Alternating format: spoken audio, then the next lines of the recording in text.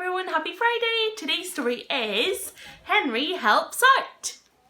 It was early in the morning. Mr. Potts, the manager of the bus station, was checking that all the buses were leaving on time. First, the big, shiny, long-distance coaches left to pick up the tourists to the city centre. Next, the blue double-decker city buses left to take people to work. Finally, the green single-decker buses, country buses, drove away to pick up people living in farms and villages and bring them into the town. Soon there was only one bus left. Mr. Potts looked around. "Where's Henry?" he shouted. From the darkest, furthest corner of the huge bus station garage, two headlights winked on. "Here I am, Mr. Potts," with a very brumpety brim. Henry drove out of his parking space. "I've a special job for you today, Henry," said Mr. Potts. "The Bidlington bus has broken down again, and there's a parcel to collect for Farmer Fred, and mind the children get to school on time. Off you go!" "Yes, Mr. Potts. Thank you, Mr. Potts," said Henry, and he brummed out of the bus station, making Mr. Potts hang onto his hat. Ben and Annie were waiting at the bus stop. Ben scuffed his shoe in a puddle while Annie read her book. Suddenly, Ben heard something coming. He stared down the lane, and then his eyes went wide with surprise. "It's Henry!" he shouted. "Oh, great!" said Annie, putting her book away. "The horrid old village bus must have broken down again." Henry came to a stop beside them. "Beep, beep, beep, beep, beep, on board!"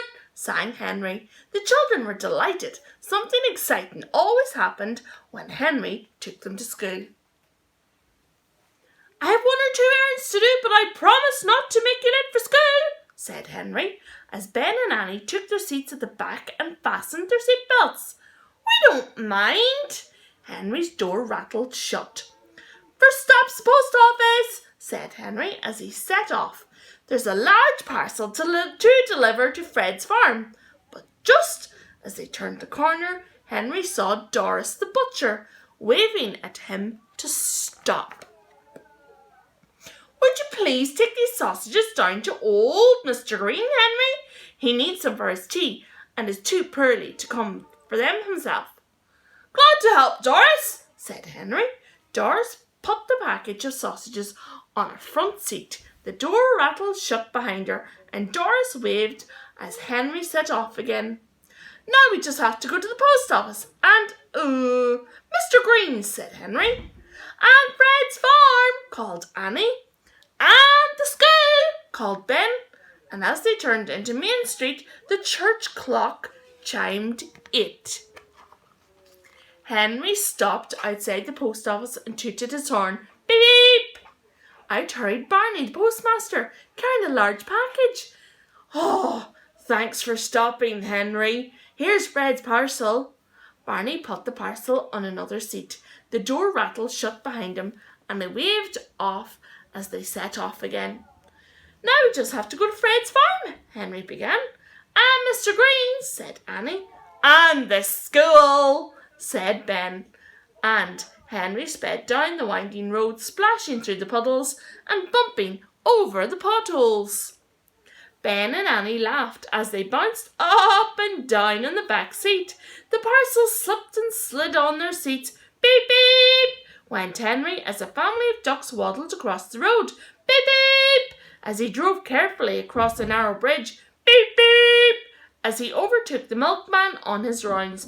"Beep, beep!"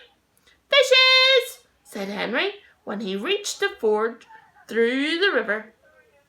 There was no time for Henry to stop and paddle today. He drove straight through the ford and along the road towards Fred's farm.